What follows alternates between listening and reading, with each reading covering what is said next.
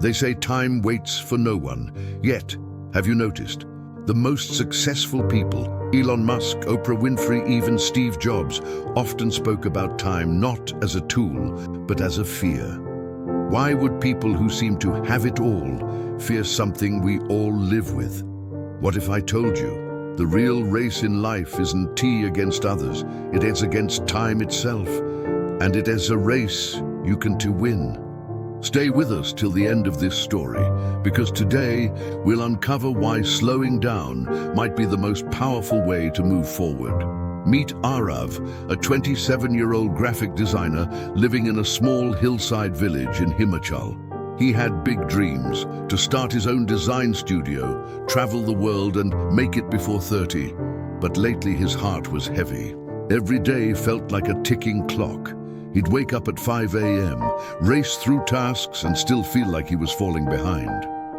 He often whispered to himself, "Time is slipping away, and I'm not where I should be."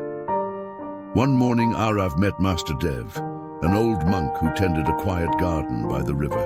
Seeing Arav's restless eyes, Dev smiled and said, "You run fast, my boy. But do you know where you're running to?" Arav sighed. "I just want to catch up. Everyone my age is ahead. In money, success, followers, I feel late." Dev chuckled softly, handing him a small clay pot and a few seeds. "Then plant these.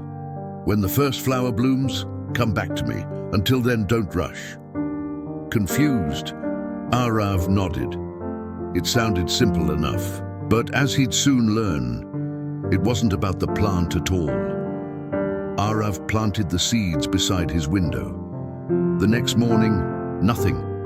The next week, still nothing. He watered them daily, checked the soil, even talked to them. But impatience burned inside him. "Maybe I did it wrong," he thought. He almost threw the pot away until he remembered Dev's words, "Don't rush." So he waited. Days turned into weeks, weeks into months.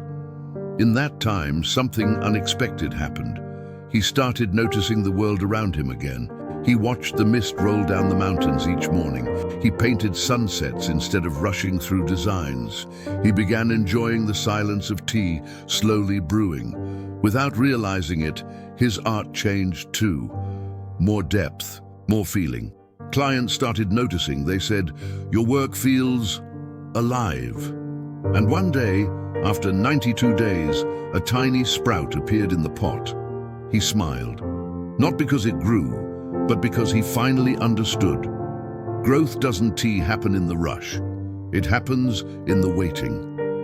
A few months later, Arav returned to the riverside. The flower now fully bloomed. He placed it before Master Dev.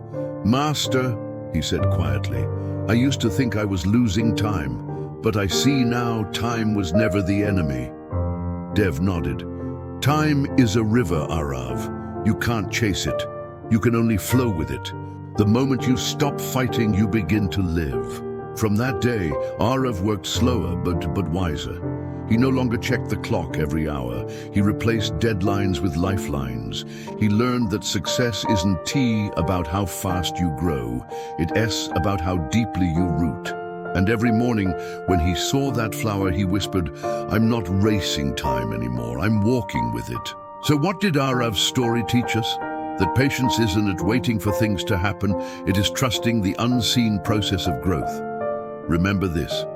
The flower doesn't chase the sun, yet it blooms.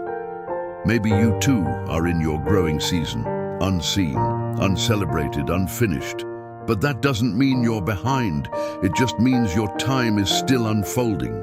If today's story touched your heart, give it a like, share it with someone who's been racing too hard, and subscribe for more life coaching tales.